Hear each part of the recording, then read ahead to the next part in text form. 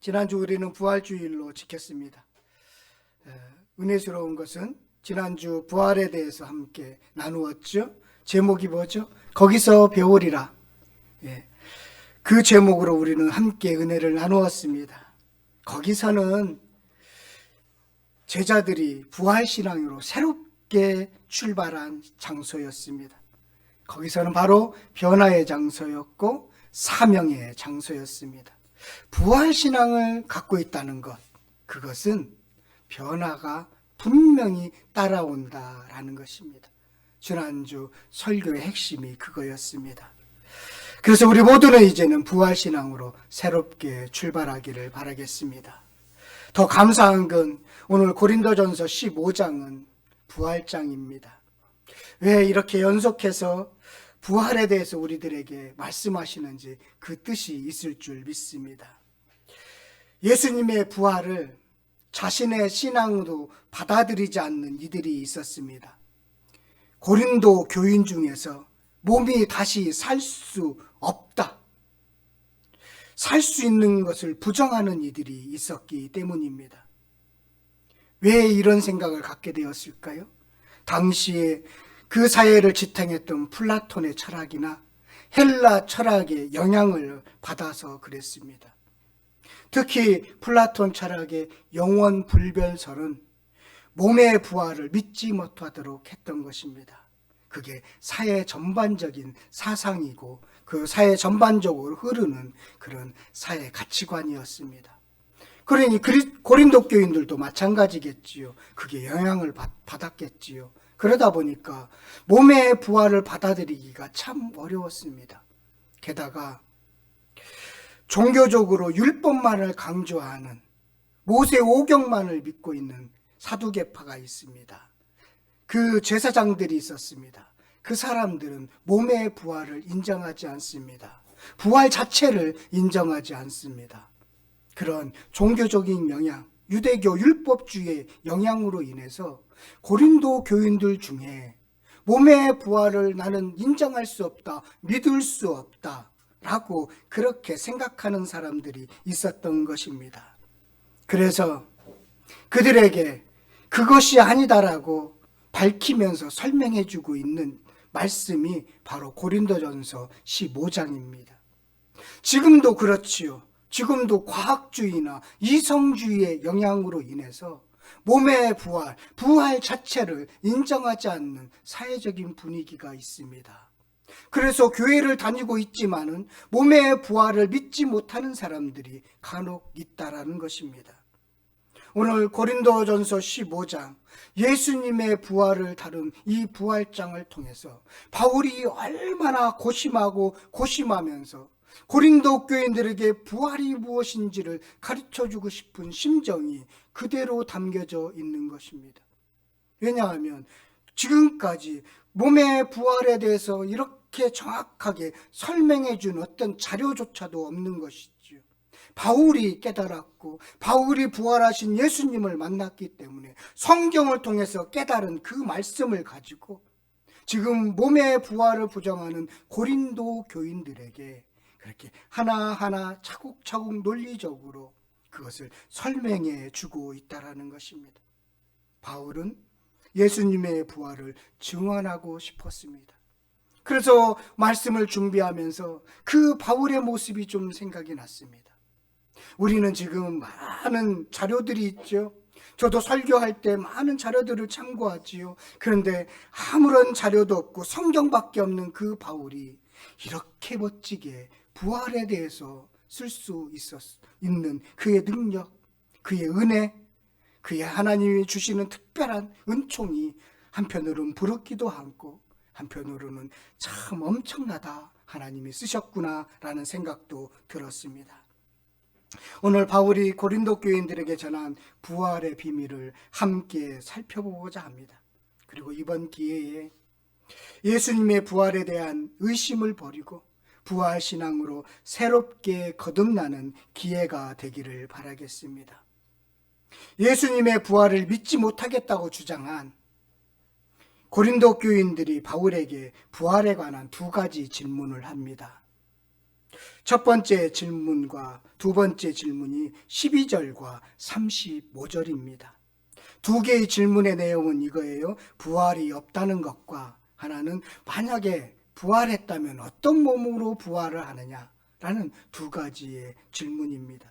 우리 첫 번째 질문의 내용 12절, 오늘은 성경 공부를 바울이 고린도 교인들에게 부활에 대해서 차곡차곡 논리적으로 설명했던 그 선을 따라서 우리도 함께 그것을 듣기를 원합니다. 어떻게 설명했는지 우리도 좀 받아들이고 믿고, 그래서 부활이 이런 거였구나라고 확증하는, 믿게 되는 그런 시간이 되었으면 좋겠습니다. 첫 번째 질문이 뭐죠? 12절 우리 함께 읽도록 하겠습니다. 12절 말씀입니다. 시작. 그리스도께서 죽은 자 가운데서 다시 사셨다 전파되었거늘 너희 중에서 어떤 사람들은 어찌하여 죽은 자 가운데 부활이 없다 하느냐. 분명히 주님이 살아나셨는데, 그리고 전파되었는데, 너희 중에서, 고린도 교인들 중에서 어떤 사람들은 왜 어찌해서 죽은 자 가운데 부활이 없다고 그렇게 하느냐. 그게 첫 번째 질문이에요. 그것을 묻는 것입니다. 두 번째 질문은 35절입니다. 우리 한 번 더 35절 한번 읽어보도록 하겠습니다. 시작. 누가 묻기를 죽은 자들이 어떻게 다시 살아나며 어떠한 몸으로 오느냐 하리니. 어떻게 살아날 수 있어? 어떤 몸으로 오는 거야? 라는 질문을 했다는 것입니다. 이 두 가지의 질문에 대해서 그렇게 이제 설명해 가고 있는 책이 15장의 말씀입니다. 두 개의 질문을 어떻게 답변하고 있는지 살펴보시고, 우리도 비슷한 어떤 의문과 질문들이 있지 않습니까? 거기에 해답을 찾으시기를 바라겠습니다. 바울이 어떻게 설명하는지 살펴보고자 하는데요. 첫 번째 질문에 대한 답변입니다. 예수님의 부활이 사실이 아니라면 기독교 복음은 모두 허위 위에 세워지게 된다라는 전제로 출발합니다. 예수님의 부활이 기독교 진리의 뿌리이기 때문입니다. 그래서 부활이 만약에 없다면, 예수 그리스도께서 다시 사시는 일이 없다면 어떤 일이 벌어질 것인가? 몸의 부활이 없다면 어떤 일이 벌어질 것인가? 그 벌어질 일들에 대해서 설명해 주고 있는데, 그 내용이 13절부터 19절까지의 내용입니다. 부활이 없다면 이런 일이 일어날 것이다 라는 것입니다. 그래서 13절, 15절, 16절에 부활이 없다면, 몸의 부활이 없다면 예수님이 다시 살아나지 못했다, 이겁니다. 예수님은 분명히 다시 살아나셨는데, 만약에 부활이 없었다면 예수님은 다시 살아날 수 없었다. 이런 일이 벌어졌을 것이다. 또 14절에 보면 지금 자신이 전파한 것도 헛것이 된다라는 것입니다. 지금까지 바울이 전파했던 예수님의 부활에 대한 그 모든 그 전파한 내용 자체가 헛것이 된다라는 것이지요. 그리고 고린도 교인들의 믿음도 헛것이 된다라는 것입니다. 14절이 그런 말씀이에요. 이런 일이 벌어질 거라는 거죠. 15절에 바울 자신은 그래서 거짓말을 전하는 거짓 증인이 되는 것입니다. 그동안 바울 사도가 얼마나 고생을 했어요. 고린도 후서 11장에 가보면 그가 고난과 역경을 얼마나 많이 겪었는지 몰라요. 그런 모든 고난과 역경이 헛것이 되는 것입니다. 부활이 없다면요. 왜냐하면 바울은 자기가 만난 예수 그리스도, 부활하신 예수 그리스도만을 전했기 때문입니다. 그리고 17절에는 죄가 문제가 해결되지 못해서 예수 그리스도가 죄의 사망을 권세를 깨트리고 부활하셨는데, 부활이 없다면 여전히 죄 가운데 머물러 있을 것이다. 죄로부터 그 올무에서 갇혀 있을 것이다. 너희들은 자유인이 되지 못했을 것이다. 죄의 문제가 해결되지 못했을 것이다. 예수님의 부활이 없다면. 그래서 믿음을 지키기 위해서 순교한 순교자들이 불쌍한 사람이 된다는 것입니다. 18절이 그런 말씀이죠. 우리나라에도 많은 순교자들이 있습니다. 대표적으로 주기철 목사님이나 손양영 목사님과 같은 수많은 순교자들이 있습니다. 그분들이 불쌍한 사람이 된다는 것입니다. 그리고 19절에 보니까 바울과 고린도 교인들도 불쌍한 자가 되는 것입니다. 부활이 없다면요, 그들뿐입니까? 우리들도 불쌍하게 됩니다. 2000년 동안 많은 그리스도인들이 헛것을 믿고 헛된 죽음에 이르게 된 꼴이 됩니다. 사람은요, 어떤 국가나 어떤 의나 그를 위해서, 진리를 위해서 자기가 갖고 있는 신념으로 해서 죽을 수 있어요. 죽는 사람 있습니다. 그리스도인들 말고요, 세상 사람들도 그렇다는 거예요. 자신의 신념 지키려고 목숨을 내놓는 사람들 역사적으로도 많이 있잖아요. 그런데 거짓말 지키려고 죽는 사람은 없습니다. 거짓말을 자기 합리화하기 위해서 지키려고 하는, 자기 목숨 내놓는 사람은 없다라는 것이지요. 부활이 사실이고 진짜이니까 죽음을 마다하지 않고 믿고 따랐던 것입니다. 죽음조차도 두려워하지 않는 이유는 부활이 사실이고 진리이기 때문에 내놓을 수 있는 것이죠. 가장 소중한 목숨까지 내놓을 수 있는 것입니다. 이것이 부활이 있다는 실제적인 증거입니다. 그래서 바울 자신과 고린도 교인들의 부활에 대한 믿음은 헛되지 않다라고 강조하고 있는 것입니다. 그래서 부활은 어떤 단순한 개인적인 믿음이나 신념을 뛰어넘습니다. 우리는 절대로 불쌍한 사람이 아니고 우리는 잘못된 믿음을 가진 것이 아닙니다. 부활은 성경의 예언대로 성취되었고 부활을 목격한 증인이 있다라는 것입니다. 그 말씀을 이제 3절에서부터 쭉 설명하고 있는 거예요. 내 자신이 만든 어떤 신념이나 이론을 펼치는 것이 아니라 부활은 성경대로 성취된 사건이라고 강조하고 있습니다. 그래서 3절과 4절의 말씀을 보면 성경대로라는 단어가 계속적으로 반복되는 이유가 여기에 있습니다. 자신이 만들어낸 논리나 주장이 아니라는 것입니다. 부활은 하나님이 선지자들을 통해서 예언한 대로 하나님의 뜻대로 계획대로 성취된 사건이다라는 것입니다. 그래서 3절과 4절 말씀 우리 같이 한번 읽어보시겠습니다. 3절 4절 말씀 함께 읽겠습니다. 시작. 내가 받은 것을 먼저 너희에게 전하노니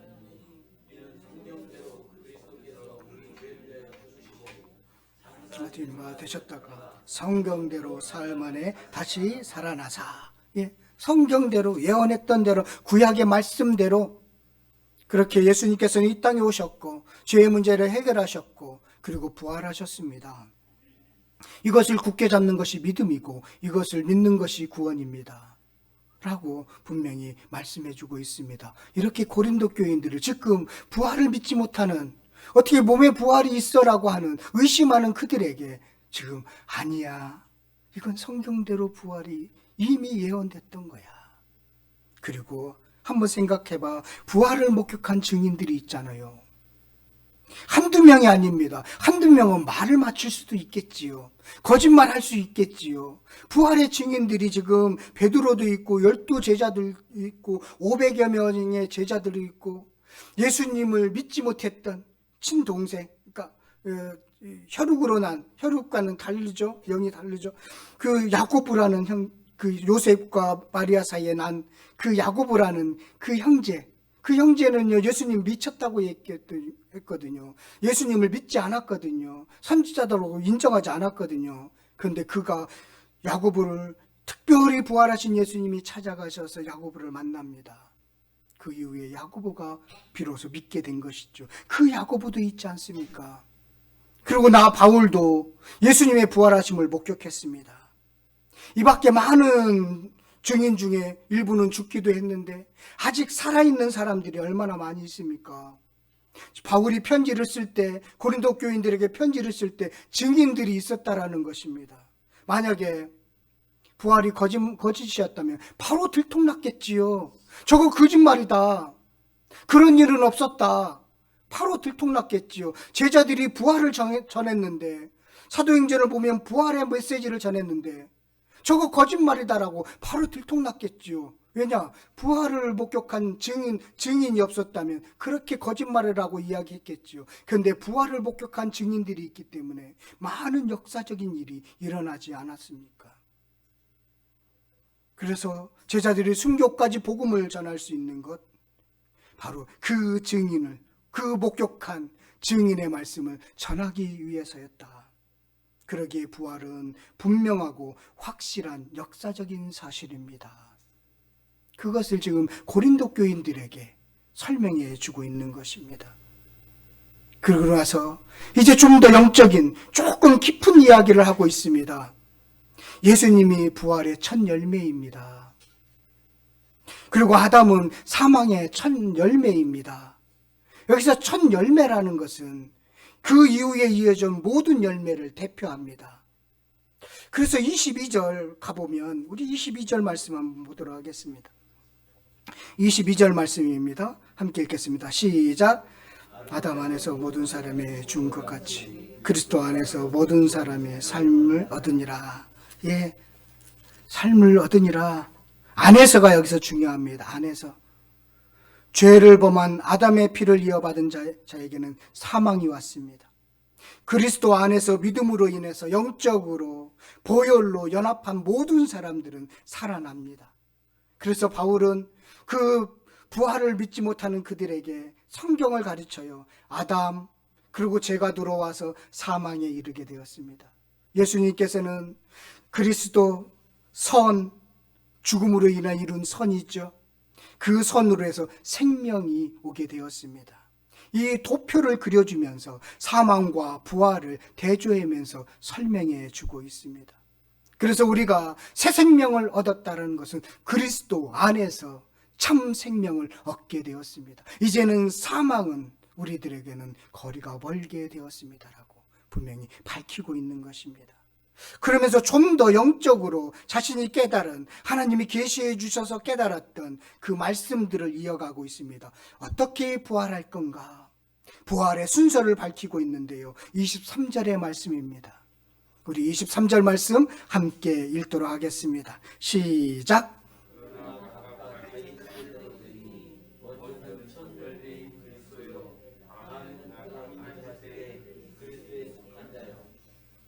예. 자, 첫 열매, 예수님이 부활하셨죠? 그 이후에 이제 예수 안에 있는 모든 사람들은 부활합니다. 그 부활의 순서가 있는데 예수님이 재림할 때 부활을 한다는 거예요. 마지막 나팔을 불 때 재림한다는 거예요. 먼저 죽은 자가 부활을 합니다. 그리고 산 자가 변화된다라는 것입니다. 만왕으로 오신 예수님으로 인해서 세상은 종말에 이르게 됩니다. 죽음에 이르게 하는 죄악이 없어짐으로써 이제는 죽음이 없어집니다. 죽음이라는 것은 없어지는 것이죠. 그래서 바울은 부활이 없다고 말하는 이들에게 부활은 이렇게 명백합니다 라고 설명해 주고 있습니다. 바울의 설명이 납득 가능하죠. 저는 바울처럼 이렇게 멋지게 부활에 대해서 설명해 준 분은 없다고 봅니다. 다른 제자들도 이렇게 부활에 대해서 정확하게 설명해 준 분은 없습니다. 그래서 우리가 부활에 대해서 그렇게 알고자 할 때는 고린도전서 15장을 읽는 이유가 여기에 있습니다. 여러분, 부활신앙 아는 것으로 끝나는 것이 아니라 부활신앙이 어떤 삶으로 나타나는지 더 살펴보도록 하겠습니다. 두 번째 질문이에요. 어떤 몸으로 부활을 하느냐? 우리 35절 한 번 더 읽겠습니다. 어떤 몸으로 부활하느냐입니다. 시작. 누가 묻기를 죽은 자들이 어떻게 다시 살아나며 어떤 몸으로 오느냐 하리니. 예, 부활을 할 때 어떤 몸을 갖게 될 것이고, 여러분 우리도 그런 생각하죠. 우리의 부활할 때 우리가 죽고 나면 우리의 영혼이 이 땅에서 삶을 살고 이제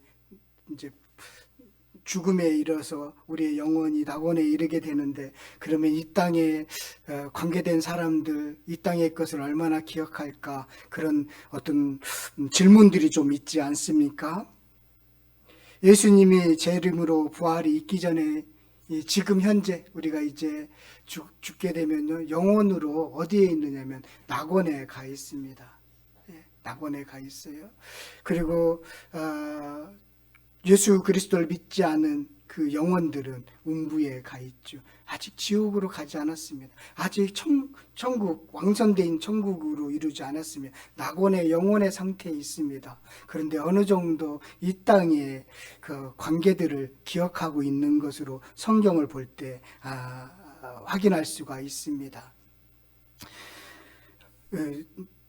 복음서를 보면 조금 더 확실하게 할 수가 있겠지요. 나중에 우리가 끝나고 나서 이제 복음서를 한번 더 살펴볼 때 그런 말씀들을 더 나누도록 하겠습니다. 오늘 질문에 내온 죽은 자들이 어떻게 사느냐, 어떤 몸으로 오느냐이죠. 죽은 자들이 어떻게 사느냐에 대한 답변이 36절부터 쭉 이어가고 있는 것입니다. 이게 씨와 형체를 비유로 해서 설명해 주고 있어요.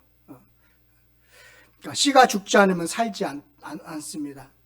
그때는 씨가 죽는다라고 표현해. 과학적인 표현으로 이렇게 따져 들어가면 안 돼요. 그 인식이 씨가 죽어서 새로운 생명이 태어난다라는 사회적인 인식입니다. 이걸 또 과학주의자는 그 죽는 것이 아니다, 뭐하다 막 이렇게 설명하거든요. 그런 인식이 아니에요. 씨가 죽는다라고 표현을 했습니다. 그렇게 설명하는 것입니다. 죽으면 이게 살게 되고 죽음이 끝이 아니라는 것이에요.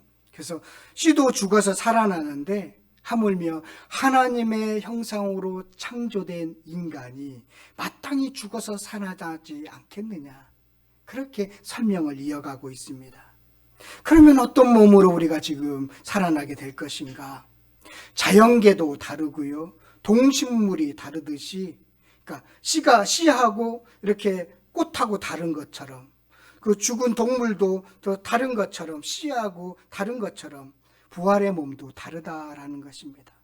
세상의 것과 동일하지 않다라는 설명을 계속적으로 36절부터 설명해 나가고 있어요. 자세히 여러분 집에 가서 한번 읽어보시기를 바라겠습니다.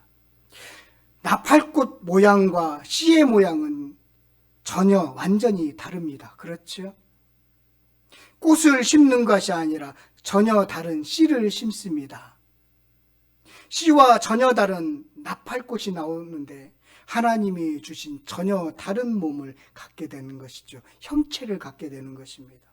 우리도 죽을 몸으로 심습니다. 우리의 육체 죽을 몸으로 심어요. 그런데 이제 영적인 몸, 죽지 않은 몸으로 살아납니다. 우리는 죽음으로 육체는 해체될 것입니다.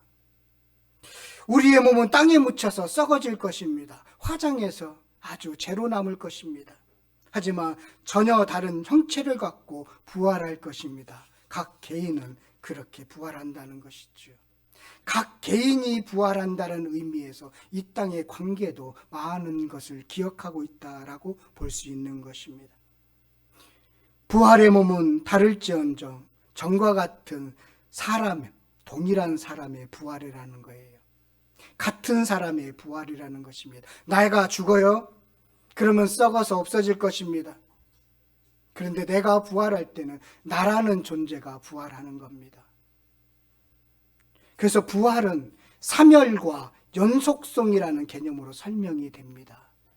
사멸되지만 어떤 한 개인의 존재는 연속된다라는 것이죠.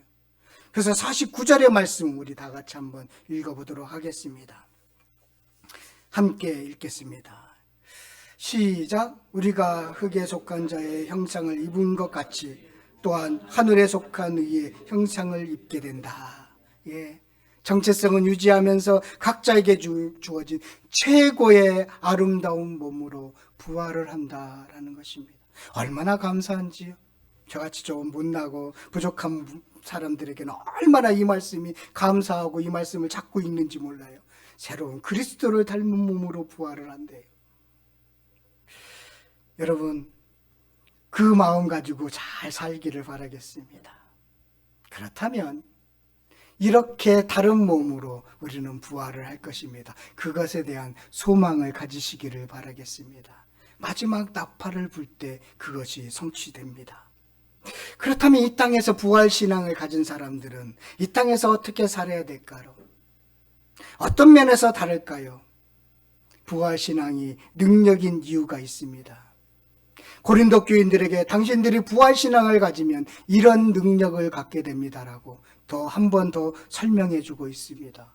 그것은 무엇이냐면요, 죽음을 의연하게 받아들일 수 있게 됩니다. 이게 부활신앙의 능력입니다. 두 가지 질문에 대해서 설명을 했어요. 이해가 됐죠? 예, 부활은 목격자가 있고 사실이고, 그리고 부활의 몸은 전혀 새로운 어떤 몸으로 부활을 한다. 그러나 그 존재는, 각 개인 존재는 연속성을 갖고 있다라는 것이 설명입니다. 한 번도 고린도 교인들은 이 이야기를 들어본 적이 없을 것입니다. 한 번도 몸의 부활에 대해서 이렇게 논리적으로 설명해 준 사람은 없습니다. 바울은 그렇게 깨달은, 하나님의 계시를 통해서 깨달은 말씀으로 이렇게 고린도 교인들에게 부활이 이런 것이다라고 설명해 주고 있습니다. 그렇다면 부활 신앙을 가진 그 그리스도인들은 이 땅에서 어떻게 살아갈 수 있는가?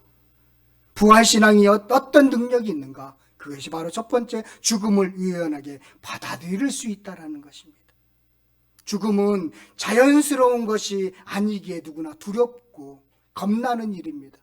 저 가끔마다요, 내가 죽을 때 어떻게 되었을까? 어떻게 갑자기 찾아오는 두려움도 있고요. 그리고 어떤 때는 평안할 때가 있습니다. 그래서 지난주에는 제가 마지막 때 이렇게 아내한테 이야기하고 떠나기로 했어요. 당신 그동안 수고했어. 이렇게 하고 제가 떠나기로 한다고. 그랬더니 그때까지 정신 바짝 차리라고 우리 아내가 그렇게 이야기를 했습니다. 수고했어. 이제 떠날게. 나하고 같이 있는 동안 참 수고했네. 이렇게 말하고 떠나기를 원합니다. 그게 부활신앙이에요. 부활신앙은 여행을 떠날 때 공항의 게이트를 통과하는 것으로 그렇게 죽음을 받아들이게 되는 것입니다. 천국이라는 나라로 들어가기 위해서 죽음의 세관을 통과하는 것으로 자연스럽게 받아들인다는 거예요. 죽음은 자연스럽지 않기 때문에 두려운데 그 죽음을 자연스럽게 받아들일 수 있는 능력의 사람이 된다는 것입니다. 이것이 부활신앙의 능력입니다. 그리고요, 부활신앙을 갖게 되면 날마다 죽을 수 있다는 것입니다. 32절, 오늘 본문의 말씀이죠. 32절부터 34절까지의 말씀이 그거입니다. 우리 32절부터 34절까지 자세히 읽어보십시오. 함께 읽겠습니다. 천천히. 부활신앙을 갖고 있는 사람들이 이 땅에서 살아가는데 어떤 삶의 태도를 가지고 살아가는지 그것에 대한 말씀입니다. 함께 읽도록 하겠습니다. 시작.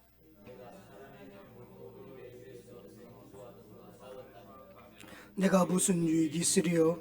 죽은 자가 다시 살아나지 못한다면 내일 죽을 터이니 먹고 마시자 하리라. 속지 말라. 악한 동무들은 선한 행실을 더럽히나니 깨어 의심을 행하고 죄를 짓지 말라. 하나님을 알지 못하는 자가 있기로 내가 너희를 부끄럽게 하기 위하여 말하노라. 예, 여러분, 부활신앙은 어떤 능력이 있는데 죽음을 자연스럽게 받아들인다고 했죠. 또 하나가 있는데요, 져주는 삶, 절제의 삶, 죄를 짓지 않는 생활을 하게끔 해준다는 것입니다. 날마다 죽는 겁니다. 그러면 날마다 죽어서 날마다 살게 됩니다. 옛사람이 죽는 일은 매일매일 우리 안에 일어나야 합니다. 옛사람은 매일매일 십자가에 못 박아야 합니다. 그리고 부활의 감격을 누리셔야 돼요. 이것이 부활신앙의 능력입니다. 제가 잘 변하지 않는 이유는 여기에 있습니다. 날마다 죽지 못하기 때문입니다. 여러분들은 어떤가요? 옛사람이 죽었습니까? 미랄의 죽음은 끝을 의미하지 않습니다. 미랄의 죽음은 전혀 새로움을 시작합니다. 옛사람이 예수님과 함께 죽었다는 사실은 무엇을 확정해 주는가요? 부활이 그것을 확정해 줍니다. 과거로 인해서 상처로 힘들었던 사람이 있습니까? 무엇이 자유롭게 해줍니까? 부활입니다. 눌림에서 자유가 되는 삶, 그 역사는 부활신앙이 우리들에게 주는 능력입니다. 이 부활신앙 가지시기를 바라겠습니다. 인정하는 것으로 끝나는 것이 아니에요. 바울의 논리는 이렇게 전개돼요. 너희들이 부활 못 믿겠다고? 부활은 이래 논리적으로 펼쳐나갑니다. 그러면 부활신앙으로 이제 무장한 사람들은 어떻게 해야 돼? 이렇게 살아가는 거예요. 그 삶으로 부활신앙을 증명해내는 것입니다. 그것이 15장 전체의 흐름입니다. 여러분, 부활신앙은 내가 믿어, 인정하는 것으로 끝나는 게 아니에요. 삶으로 드러나는 것입니다. 날마다 죽는 것으로 드러나는 것입니다. 이게 부활신앙의 능력입니다. 저와 여러분, 이 부활신앙 갖고 잘 사시기를 바라겠습니다. 그래서 오늘 말씀 어떻게 적용했으면 좋을까 고민하는 중에 이렇게 적용했으면 좋겠습니다. 끝이 아름다운 부활신앙으로 살아가요. 한번 따라했으면 좋겠습니다. 시작. 끝이 아름다운 부활신앙으로 살아가요. 시작이 쉬운가요? 끝이 쉬운가요? 시작이 쉽습니다. 제가 등산을 이렇게 해도 알 수 있는데 시작은 쉽습니다. 힘도 있고요. 길도 그렇게 가파르지 않고 걸어갈 수 있습니다. 그러나 끝은 어렵습니다. 지치고요. 체력도 바닥이 났기 때문입니다. 인생도 시작은 쉽습니다. 근데 끝이 어렵습니다. 부족한 것으로 가득합니다. 그런데 아름다울 수 있는데요. 그것을 가능하게 하는 것이 부활신앙입니다. 잘 살다가 죽는 것이 부활신앙입니다. 후회가 없기 때문에 죽음을 받아들이는 것이지요. 그것이 부활신앙입니다. 그래서 결론적으로 디모데후서 4장 6절에서 8절 말씀으로 마무리를 하고 싶었습니다. 우리 가서 한번 찾아보고 함께 읽고 함께 기도했으면 좋겠습니다. 디모데후서 4장 6절부터 8절. 부활신앙을 그렇게 고린도 교인들에게 가르쳤던 그 부활신앙을 가르쳤던 바울이 어떻게 인생을 마무리하는지 거기에 담겨져 있기 때문입니다. 디모데후서 4장 6절에서부터 8절까지 말씀. 그는 부활신앙으로 인생을 살았고 그리고 부활신앙으로 이제 하나님의 나라에 들어가는데 그가 인생을 어떻게 정리하는지 한번 함께 읽고 기도했으면 좋겠습니다. 함께 읽겠습니다. 시작. 전제와 같이 내가 벌써 부어지고 나의 떠날 시각이 가까웠도다. 나는 선한 싸움을 싸우고 나의 달려갈 길을 마치고 믿음을 지켰으니 이제 후로는 나를 위하여 의의 면류관이 예비되었으므로 주 곧 의로운 재판장이 그날에 내게 주실 것이며 내게만 아니라 주의 나타나심을 사모하는 모든 자의 근도라. 아멘. 함께 이 말씀처럼 우리도 동일하게 고백하는, 끝자락에서 고백하는 은혜가 있기를 바라겠습니다.